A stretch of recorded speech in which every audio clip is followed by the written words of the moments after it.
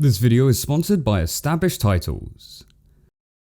Alright guys, hot take here, but I feel like it needs to be said. I don't think war is all it's cracked up to be. This man is overgasped. Yeah, radical opinion, I know.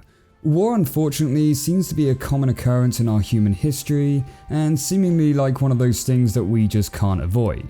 Some people, however, do try to deter this outcome, and throughout history there's been a series of anti-war pieces of media produced, which tries to illustrate why the mass amounts of bloodshed and loss of life might not necessarily be a good thing. And for no particular reason, I thought it would be interesting to look back at these pieces of media, particularly those which utilize the medium of animation, as it's not only a fascinating genre of animation in on itself, but also interesting at just how the message evolves through history as new threats arise.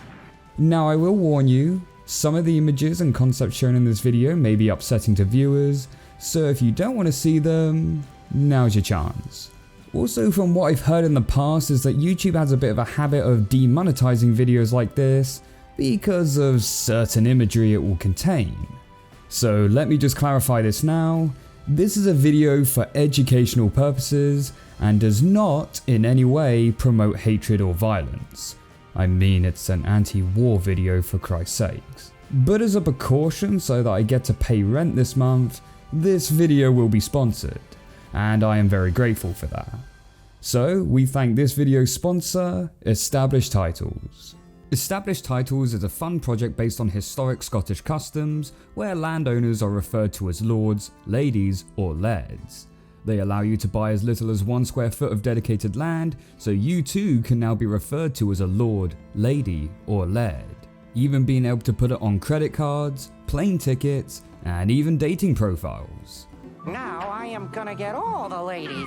And if anyone should dare question your lordship, you can now show off your official certificate, complete with a crest, something which I myself now proudly own.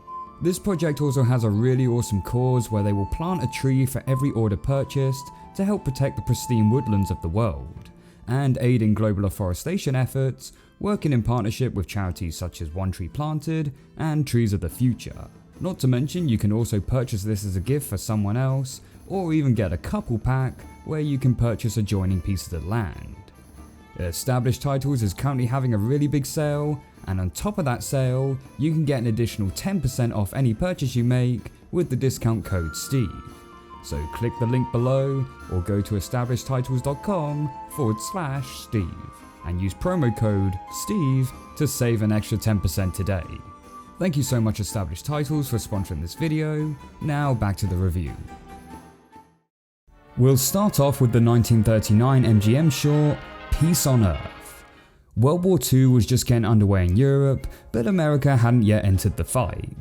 There was debate as to whether America should intervene, with what was at the time seen as a European affair, and a lot of Americans were actually against the idea of joining in, with Peace on Earth reinforcing that mindset.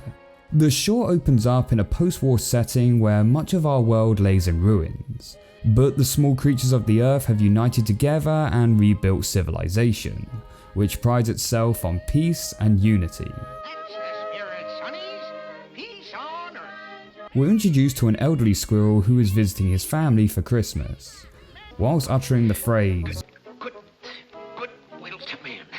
his grandkids ask what men are, and the elderly squirrel explains to them that there aren't any men anymore, and begins telling the children about what he remembers them being like. He explains how the men would always be fighting each other over something, even for the most trivial of things. Then one day mankind had a massive war which utilized tanks, bombs and machine guns, and the war raged on until not a single man was left alive. The scene showing the last two men is particularly chilling. The way the last man slowly sinks into the mud whilst clenching his fist into the air is a great piece of animation. From the ashes, the surviving woodland creatures emerge and gather in a ruined church, where upon reading the Bible, they decide to rebuild the earth under a civilization that strives for peace and unity. Which sounds like a good plan until the owl gets hungry. We then get a montage of the creatures rebuilding the world, and as jolly as this scene is played out to be, it does seem a tad eerie with how they build their houses out of the empty army helmets, presumably having to scoop out the severed head and skulls beforehand. The scene then cuts back to present day, where the kids have fallen asleep. Guess they learned nothing from the story. The mother then sings Silent Night, and the short ends. This is a really solid short, and the animation for it is fantastic. This was during the golden age of animation where most studios were putting out high quality stuff, but MGM was really in its prime at this point. The dark watercolored backgrounds, the realistic drawings, and like I mentioned earlier, the animation for the last two men fighting to the death is perfection. With my last breath, I curse Zoidberg! Obviously, with hindsight, this short's plea for peace on Earth didn't get far, and America would enter the Second World War the following year. During this period, certain animation studios would now be funded by the government to produce shorts to encourage the support of the American military. Disney in particular produced a lot of these, 32 to be precise, in which most of you have probably heard some of the Donald Duck shorts of this time. All these shorts were not necessarily because Walt was patriotic, but more because the studio was nearing bankruptcy at the time and needed a solution to bring in more money. Because they are government funded, most of these shorts aren't exactly anti-war per se, but more so encouraging American citizens to support the war efforts against Japan and Nazi Germany. At some point, I do want to do a separate video on these shorts, as they really are quite a fascinating period of animation. But for now, we'll stick with the pure anti-war cartoons. Despite what I said about most of the Disney shorts supporting the war effort, there were a few anti-war ones that stand out from this period. Two in particular are Education for Deaf and Reason and Emotion, both released in 1943. Education for Deaf is based off a book going by the same name. It focuses more on the brainwashing in Nazi Germany in order to raise the Hitler Youth into soldiers, and is arguably the darkest of the Disney war shorts. The short opens with a German couple registering the birth of their newborn son, Hans. The short has noticeably realistic animation, and even has the characters speaking German, which is neither subbed or directly translated, giving it a much more authentic feel. Sie wissen ja wohl, was ich meine. We then get a bit more of a light-hearted segment as we get a Nazi fairy tale of where Hitler is portrayed as a white knight rescuing Germany, which genuinely still cracks me up to this day.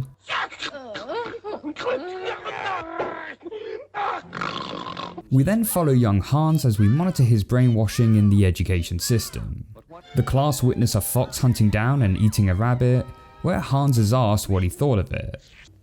Das arme Häschen. He said the poor rabbit. Is he out of his mind? Leading to a scolding from his teacher and a mockery from his classmates. After hearing the views from his fellow classmates, Hans now thinks that the rabbit deserved to be killed for being weak. He hates the rabbit. There's no room for weaklings. Hans is learning fast. We then get shots of the Nazis carrying out book burnings and destroying churches, followed by a timed lapse of Hans growing into a soldier, stating that his brainwashing is now complete. The final shot is a particularly eerie one, as we see the marching soldiers fade into gravestones, where the short ends. Reason and Emotion is basically Pixar's Inside Out, but with Nazis. The short personifies our thought process into having two mindsets, reason and emotion, and how these two processes affect the decision making in our day-to-day life. Woo! Look at that! We're going places! Woo! Not cool, not cool. The short highlights at how Hitler will use his political speeches to purposely drown out people's reasoning by driving up their emotions. Now, true sympathy. By crying, I only want peace, but they forced me into war. The short concludes that people need to maintain a balance of both sides, using reason to think logically, and emotion to show the love of his country and freedom. I must admit, I do find it a tad ironic that the short criticizes Hitler for using emotion to manipulate people into war, and ends on pretty much the same note, encouraging people to join the US military. But you get the idea. With the Second World War over, we jump ahead 10 years, where we have another MGM animated short, Good Will to Men. Which, if you remember the Peace on Earth short we talked about earlier, this one is basically a remake of it, only now updated to represent the more modern threat of nuclear weapons.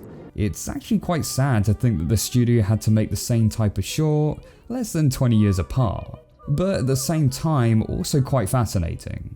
First up is that this short is directed by William Hanna and Joseph Barbera, who, if you don't know, these are the pair that have been producing the classic Tom and Jerry shorts for the past 15 years, and would go on to create Hanna-Barbera Studios in the next 2 years. Similar to Peace on Earth, the short begins in the ruins of a church in a post-apocalyptic world, only instead of the family of squirrels, we have a choir of mice, and it's the Reverend telling them the story of the men and what they used to be like. Similar to the first short, we get a montage of mankind killing one another in battle, only now with more modern weaponry. And instead of having the last two men battling it out in the trenches, the world is instead ended by both sides dropping nuclear bombs on one another. Though I think the scene with the last two men feels more intense, I feel the nuclear bombs dropping is a much more realistic scenario with how all of mankind would be wiped out. We then once again get the surviving animals gathering in the church, where they vouch to rebuild society which thrives on peace. We then cut back to the church, where the young mice sing Peace on Earth, and the short ends. Despite this short being much of a retelling of the 1939 cartoon, I think I actually prefer this one. It seems to take itself more seriously, and has more focus on mankind fighting one another, rather than the animals rebuilding the world. I also think the animation is really amazing here. Don't get me wrong, the 1939 version has higher quality animation, but you have to remember that by 1955, when this short was made, the golden age of animation was coming to an end, as budgets were being cut and thus the quality lowered. But for the time period, this really is top-notch animation, and I love the choir finish we get for the end, really giving this short a grand and epic feel.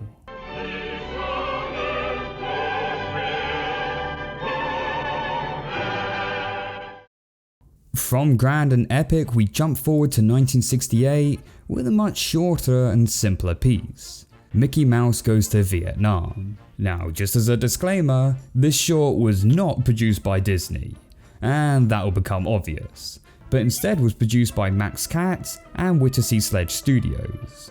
Despite being produced in 1968, the short features the Mickey Mouse style from the late 20s to early 30s, and features no dialogue. One day when strolling along, Mickey sees a sign to join the army and see the world. Mickey promptly does so and heads out to Vietnam. This has the making of the classic Disney World War II shorts where our characters would be sent away to defeat the enemy. Only with this iteration, where Mickey arrives, rather than defeating a mass number of enemies, Mickey is immediately shot in the head and killed.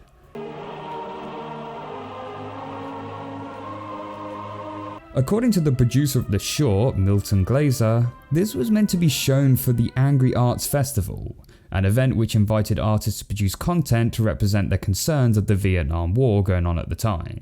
For decades, the short film was actually considered to be lost, and only rarely appeared with private copies being shown at film festivals, but has since been uploaded to YouTube, where you can even see the original opening and closing titles.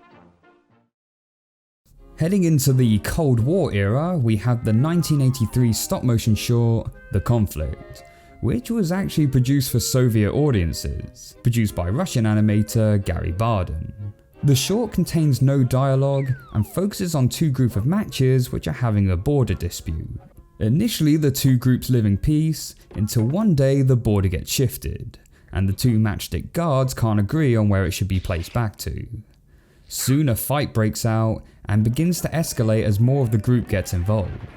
Eventually one side launches a weapon, which completely incinerates the opposing side.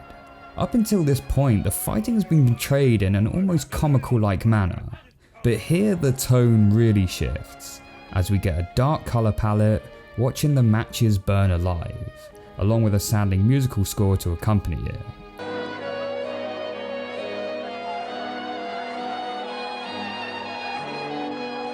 As the other group of matches celebrates the destruction, they too become engulfed by the flames, and thus perish along with them. In the final shot we see the now Sins matches being put away into their box, where the short ends. Though the short is relatively simple, I think it's important to show an anti-war film being presented from the other side of the conflict, as we often have the mindset of it being us versus them, good guy versus bad guys, when in reality there are people on both ends who are terrified at the idea of nuclear war.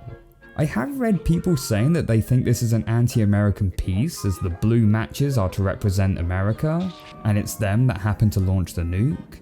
But honestly, I think that's a bit of a reach, especially considering that the two match groups are fighting over a land border dispute, which the US doesn't share with Russia. I don't know, I think some people are really reaching with that accusation. So here we have an anti-war piece demonstrating the horrors of nuclear warfare, and why we shouldn't. So what you're saying is you hate America? The next few films I'm going to talk about are ones that I've already covered in previous reviews, but I still feel it's important to mention them. If you want to see my full reviews of these films, click the links in the top right of this video. Starting with Barefoot Gen, which is a Japanese film released in 1983. Barefoot Gen is set at the end of the Second World War and focuses on a family as they not only experience the dropping of the atomic bomb, but then also have to survive in the horrors that it leaves behind. It is a truly dark film with a lot of disturbing scenes, so not one for the faint-hearted should you want to check it out. Similar to Barefoot Gen, we have another Japanese film titled Grave at the Fireflies, produced by Studio Ghibli and released in 1988. Like Barefoot Gen, this film takes place in Japan during the Second World War, and focuses particularly on a brother and his younger sister, who have recently lost their mother during a US air raid. Initially the two siblings stay with a distant aunt, but after tensions rise between them, the two siblings decide to leave and try to survive it out on their own.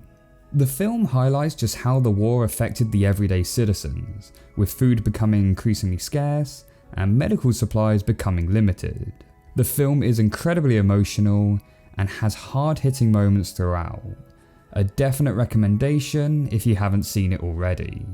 And then we have Where the Wind Blows, which was released in 1986, which takes place in Britain and focuses around an elderly couple who are trying to survive the aftermath of when a nuclear bomb is dropped on the country. The film is based off a book going by the same name and is written by Raymond Briggs, the same guy that wrote the classic Christmas tale, The Snowman. Which, wow, what a shift. It's kinda like, oh boy, my snowman came to life! Time to go on fun adventures with him and apocalyptic death.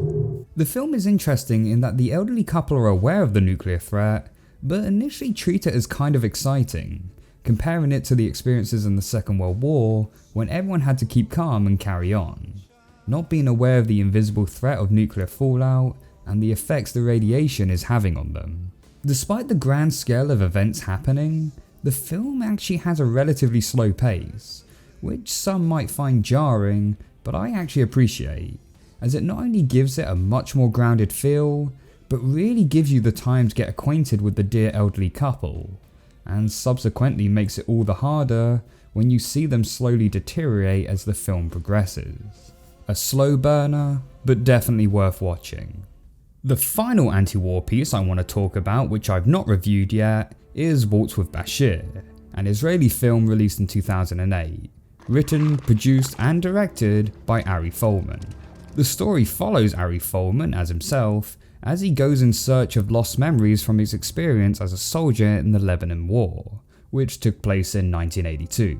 He does this by chatting to other former soldiers about their experiences, in hope that it will revive some of his memories. The feature pretty much plays out as an animated documentary with interviews, as we hear various stories of events from different soldiers, with Ari Folman being a device to loosely tie them all together in a narrative sense. The film has a very unique style to it with its realistic look, combined with high contrast lighting and dark shadows. Upon first watching this, I assumed that this was done using rotoscoping, where you basically animate by tracing over live action footage. But instead it uses a combination of Adobe Flash cutouts combined with some classic animation.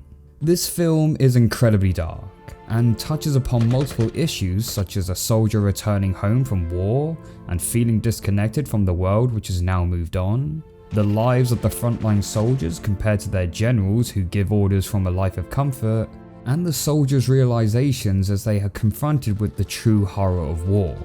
If you plan on checking this film out, I do once again warn that there will be some upsetting scenes, and more so with this film, as there is a scene which features real life footage, and in that real life footage you do see numerous dead bodies, so do bear that in mind.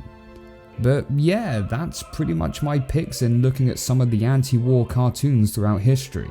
I know this was a little different from the usual review format, but I do find these types of animations fascinating to look at, and I hope you guys did too. Let me know if there are any pieces that you felt I missed and that should have been covered, and perhaps they could be visited in a future video. But until the next one guys, take care.